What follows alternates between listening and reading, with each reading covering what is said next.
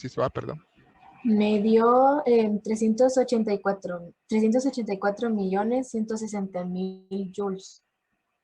384.160.000 joules. Bueno, ahí era una, gracias, no le voy a decir la respuesta, pero sí el procedimiento y usted compara con su procedimiento, cada uno de ustedes. Ahí le estaba dando una, digamos, un volumen de 560 metros cúbicos. Usted sabe que nosotros asumimos que la densidad del agua es de 1000 kilogramos por metro cúbico. Quiere decir que aquí serían 560.000 kilogramos de agua como masa. 560.000 kilogramos de agua. Esos 560.000 kilogramos de agua lo multiplica por 9.8 para obtener el peso, que es el valor de la gravedad. Entonces 560.000 por 9.8 le da realmente el peso de agua que va a levantar, va a necesitar levantar. Si lo levanta a una altura de 70 metros, entonces el resultado de esa operación lo multiplica por 70 metros y ese es el trabajo que debe realizar la bomba durante toda la jornada, durante las 8 horas que dura el día. Luego, ese trabajo,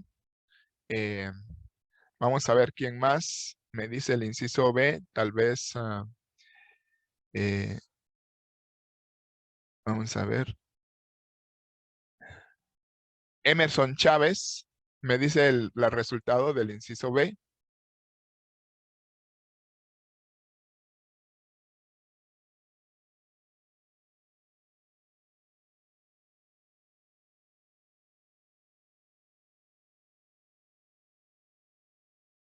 El inciso B, si no estoy mal, permita, inciso B sería la 2, ¿verdad? De la potencia totalmente. Son 13.338 watts. Bueno, no lo sé. Yo no les voy a dar el resultado, solo el procedimiento es muy sencillo. El trabajo que obtuvo en el inciso anterior, que era multiplicar los 560.000 kilogramos por los 9.8 para dar el peso y luego por los 70 metros para dar el trabajo en joules. Entonces, ese resultado lo dividimos entre las 8 horas, quiere decir 8, cada hora tiene 3.600 segundos, lo dividimos entre 8 por 3.600. Y ese sería el resultado de la potencia que deben de tener las bombas que elevan el agua. Bueno, espero que haya hecho ese ejercicio. Estaba en ejercicio número 4, también planteado más adelante. ¿Sí? Y no sé si tuvo alguna duda con relación a esos ejercicios. Bien, son ejercicios sencillos, pero si hay alguna duda, pues entonces la atendemos. Bueno, no sé si hay dudas antes de quitar la presentación, porque les platicaba también al final de la clase el nuevo tema que íbamos a enfocar, ya saliendo del tema de potencia, en la línea fuerza, trabajo, energía y potencia. Entonces salimos de esa línea y nos cambiaríamos de presentación. Entonces quedo a la espera de una última pregunta. Bueno, si no hay preguntas, entonces cambiamos de presentación y vamos a enfocarnos en el nuevo tema. Vamos a ver por dónde lo tengo. Energía potencial es igual a trabajo, dice. Bueno, no es que sea exactamente igual a trabajo, sino que la energía, como vimos al inicio, es una expresión de trabajo en potencia. Entonces, cualquier tipo de energía mecánica que nosotros hayamos desarrollado o que nosotros estemos estudiando, va a ser trabajo, pero todavía no realizado, sino la capacidad de hacer un trabajo que tiene la situación que usted está evaluando. O sea, cualquier energía puede convertirse en trabajo, ¿verdad? Bien, entonces, vamos a ver la siguiente presentación. Bien, y vamos a hablar de estática de fluidos. Y básicamente vamos a hablar inicialmente de las propiedades elementales de la materia, propiedades físicas elementales de la materia. ¿Ah? Aquí, pues muchas de estas propiedades usted ya las conoce y las vamos a retomar para darle una aplicación en los temas que vamos a desarrollar en adelante. Entonces, empezamos de lo más sencillo en cuanto a las propiedades físicas de la materia, de lo más sencillo en cuanto a las propiedades físicas de la materia. Y en este sentido,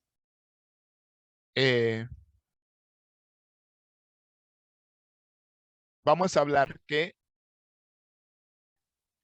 en la naturaleza nosotros hemos entendido y nos han enseñado hasta el momento que son 3 los estados básicos, los estados físicos básicos en que la materia puede presentarse, puede existir, ¿verdad? Y esos 3 estados básicos, los 3 estados físicos básicos de la materia, nosotros los hemos entendido desde la primaria como el sólido, el líquido y el gaseoso, ¿verdad? Cada uno tiene características o propiedades particulares que lo definen. Entonces, sin embargo, han sido agregados otros estados a los 3 básicos que inicialmente se formularon. Esos otros 2 bueno, han sido agregados 2 y hasta un 6º estado de la materia. O sea que han sido agregados prácticamente 3 adicionales, pero nosotros solo vamos a mencionar 2 y le voy a dejar el tercero para que usted lo investigue, ¿verdad? Entonces, al estado sólido, líquido y gaseoso, que son los 3 estados físicos básicos de la materia, se han agregado otros 2 estados diferenciados, que son el estado coloidal y el estado de plasma. Algunos de ustedes han escuchado respecto de estos estados.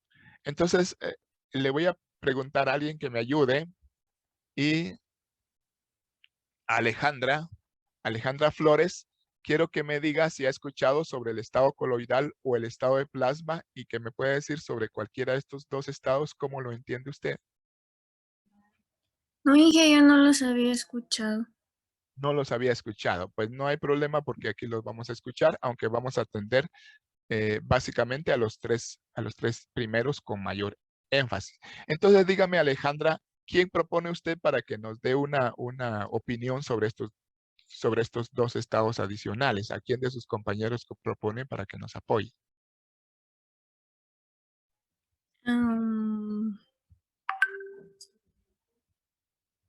No sé, Wendy.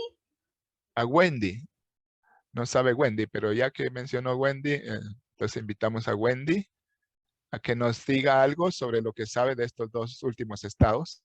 Algo que haya escuchado.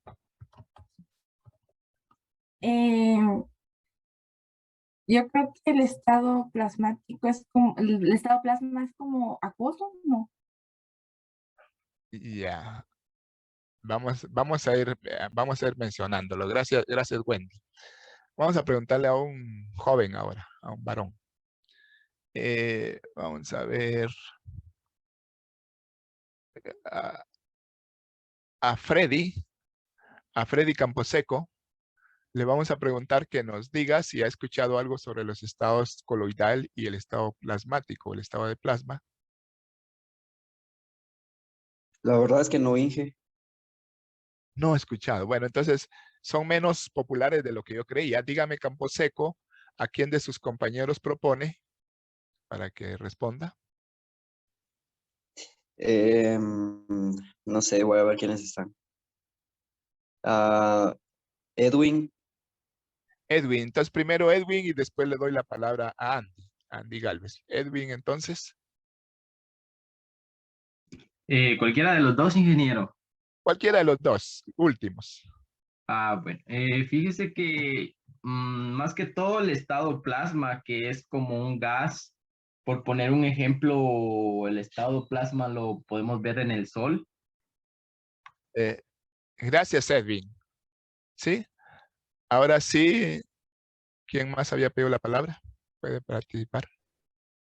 Ingeniero, el estado coloidal, al menos de chiquito me decían que es el estado en el que se encuentra tipo gelatina, que es así sólido, pero no tan sólido, digamos. El estado plasma, Ajá. como dijo el compañero Edwin, pues se encuentra en el sol y las luces, em, las televisiones plasma, he visto también que se encuentra. No estoy muy seguro del plasma. Gracias, Galvez. Bueno, alguien más, vamos a ver en el chat, dice Anderson, el plasma, a diferencia del estado gaseoso, son partículas cargadas, cosa que no sean estado gaseoso. Claro, gracias, Anderson. Entonces, les decía de que vamos a dedicarnos con mayor énfasis a los 3 estados primarios, a los 3 estados básicos. Sin embargo, como existen, como se han planteado, algunas materias que no cumplen exactamente con las características de estos 3, entonces se han agregado otros 2. Incluso les hablaba de un sexto, que no mencioné el nombre, pero gracias, maicena en agua, dice. Pero vamos a mencionarlos en breve. Vamos a mencionarlos en breve. El estado coloidal tiene sus características muy particulares que no las vamos a mencionar todas. Sin embargo, es una como transición entre el estado sólido y el estado líquido. Posee características tanto del estado sólido como del estado líquido, aunque no se comporta exactamente como ninguno de los dos. Entonces el estado coloidal es más o menos un estado gelatinoso, decía el compañero, entre sólido y líquido, ¿verdad? Alguien más decía, es como la maicena con agua, que presenta características muy particulares, algunas asociadas a la materia sólida y otras asociadas a la materia líquida. Bien, el estado de plasma es un estado gaseoso muy particular. El estado de plasma es un estado gaseoso muy particular que posee propiedades diferentes a las del estado gaseoso, como decía un compañero. Particularmente que sus partículas están ionizadas, o sea, están cargadas eléctricamente y diferenciadas entre sí. Entonces, el estado de plasma generalmente se alcanza en altas temperaturas. Por eso alguien mencionaba el sol. Mucha de la radiación que el sol expresa en su corona, o que el sol genera en su corona, es materia en estado de plasma, ¿sí? Que se da, repito, en partículas gaseosas cargadas eléctricamente y que tienen ciertas propiedades muy particulares. Entonces, el estado de Fermi, decía alguien por ahí, ¿verdad? Entonces, investiguen las características de los 3 estados adicionales. Vamos a mencionar unas características muy básicas de los 3 estados básicos y usted investiga las características de los 3 estados más diferenciados. Aquí están 2 y alguien agregó un tercer estado por ahí, ¿verdad? Bien, entonces esta ilustración, pues aquí no aparece el coloidal, pero es una relación de la materia en torno a la temperatura. Entonces se asume que cuando la temperatura es baja, generalmente se asocia la materia al estado sólido. Por eso cuando el agua desciende su temperatura, se solidifica, se forma como hielo. Luego a una temperatura un poco más intermedia, se produce el estado líquido, una temperatura un poquito mayor, el estado gaseoso, y el estado plasmático, que también las partículas están separadas, como en el estado gaseoso. Fíjese que la condensación, la unión de las partículas es más fuerte en el estado sólido y va disminuyendo hacia la derecha. El estado líquido es un estado donde los sistemas de enlace, las partículas se unen un poquito más suavemente. Y en el estado gaseoso, pues están mucho más dispersas, ¿verdad? Y el estado plasmático, como repetía, se da en condiciones de alta temperatura, condiciones muy particulares, en donde el gas que se forma tiene propiedades muy diferentes al estado gaseoso común. Bueno, y le repetí, el estado de coloidal, algunos lo asocian entre estos dos, entre el sólido y el líquido, ahí digamos, hacen una transición. Bueno, entonces, enfocándonos un poquito más a los primeros 3, diríamos que cada uno de estos estados presenta propiedades físicas muy particulares. Vamos a mencionar una característica física particular del sólido, líquido y gaseoso. Y esta es la respuesta que se genera en torno a la aplicación de pequeñas fuerzas. O sea, en el estado sólido, la materia en estado sólido presenta la característica de que su forma y su tamaño no se modifican fácilmente cuando se aplican pequeñas fuerzas sobre estos objetos que están en estado sólido.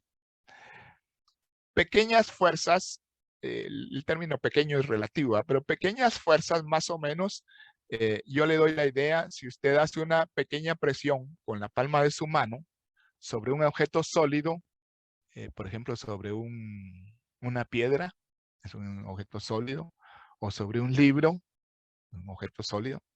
Cuando usted lo presiona aplicándole fuerzas pequeñas, el objeto no cambia ni su forma ni su tamaño si está en estado sólido. La piedra no se desmenuza fácilmente cuando usted le aplica fuerzas pequeñas, ni se comprime fácilmente. No cambia ni su forma ni su tamaño por la acción de pequeñas fuerzas.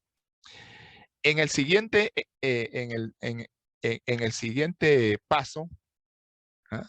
En la siguiente grada, está el estado líquido.